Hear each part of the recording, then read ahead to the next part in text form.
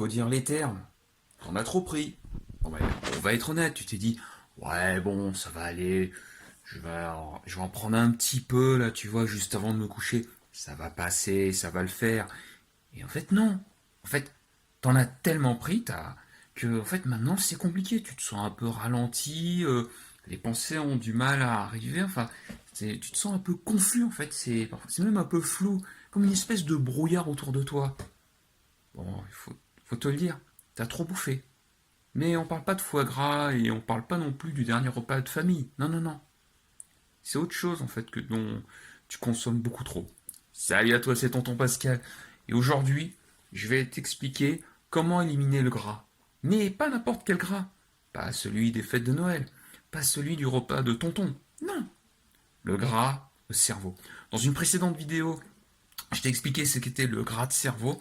Là aujourd'hui, dans cette vidéo, donc c'est pareil, c'est une ancienne vidéo que j'ai tournée il y a quelques années.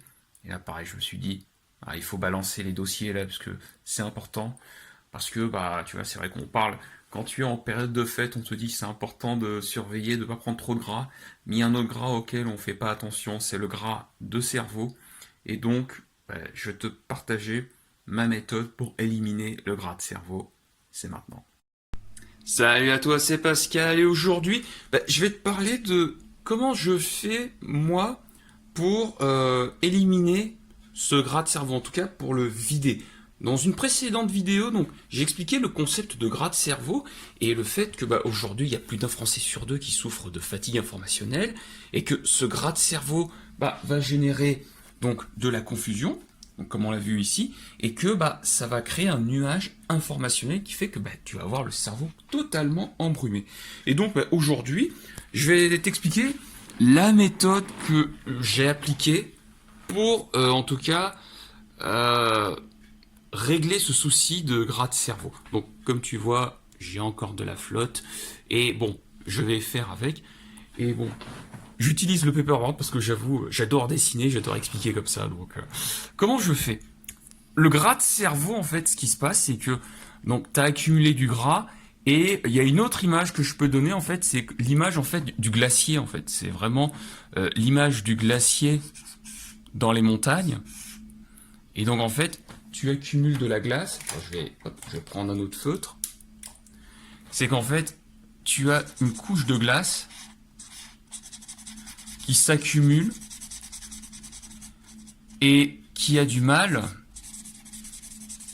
désolé, et qui a du mal au final à descendre en fait dans les montagnes parce que tout est accumulé, tout en fait se stocke. Donc, quelle est la meilleure façon de faire fondre cette glace de connaissance pour la transformer, voilà, et en quelque chose qui va pouvoir être rapidement appliqué? Et bien justement, on va parler de cette notion de connaissance. Très souvent, on accumule énormément d'informations et aussi de la connaissance. Mais cette connaissance, en fait, c'est du sucre. Cette connaissance, c'est du sucre. Et à un moment donné, tu vas la stocker dans ton cerveau sous forme de glycogène et ça va se transformer en gras qui mène à de la confusion. Mais une autre façon de faire, c'est de transformer, pour transformer cette connaissance, en fait, ça va être tout simplement déjà de comprendre cette connaissance, puis tout simplement d'appliquer. Comprendre, appliquer. Tu as David Laroche, lui qui avait même fait une accroche qui s'appelait la formule caca, qui est tout simplement comprendre, appliquer, comprendre, appliquer. Et pour le coup, il a complètement raison, c'est super important d'appliquer l'information que tu viens d'absorber. Pourquoi? Parce qu'à partir du moment où tu vas comprendre, mais surtout appliquer cette information ensuite, tu vas la valider.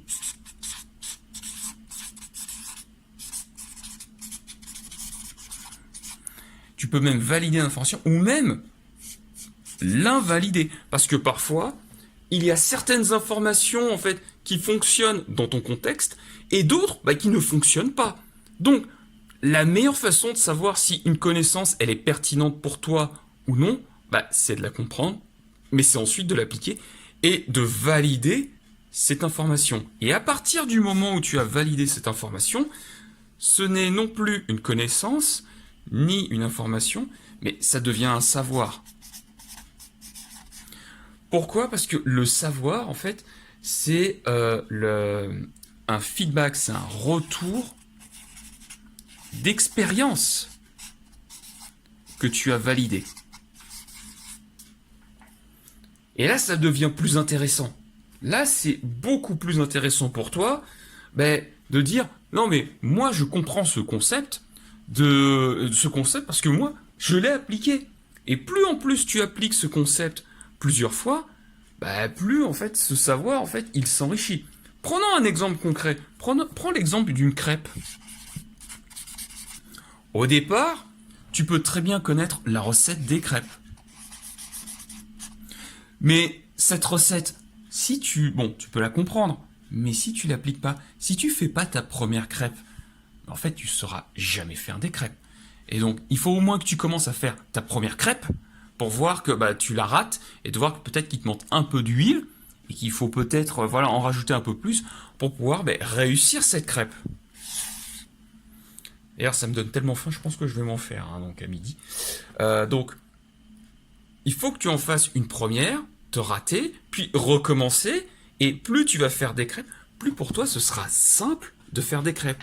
Ensuite, ce sera plus une connaissance, mais un savoir. Et même un savoir derrière que tu vas pouvoir transmettre. Parce que tu auras validé cette information. Tu l'auras validée, donc forcément, ce sera beaucoup plus simple pour toi de valider la recette, d'enseigner la recette des crêpes, parce que tu l'as validée plusieurs fois. Donc, c'est exactement la même chose pour toute information. Ça marche en marketing ou même dans n'importe quelle discipline. Donc, quand tu as une information, comprends-la, applique-la jusqu'à la valider. Plus tu appliqueras cette information, plus derrière, ça deviendra un savoir que tu pourras retransmettre. J'espère que cette vidéo t'a plu. Donc, je suis Pascal. Moi, j'aide les clients qui en ont marre en fait du marketing agressif à bâtir une communication détente qui vibre avec leur énergie et celle de leurs clients. Si ça t'intéresse, tu m'envoies un MP. Sinon, je te dis à plus tard pour une nouvelle vidéo. Salut!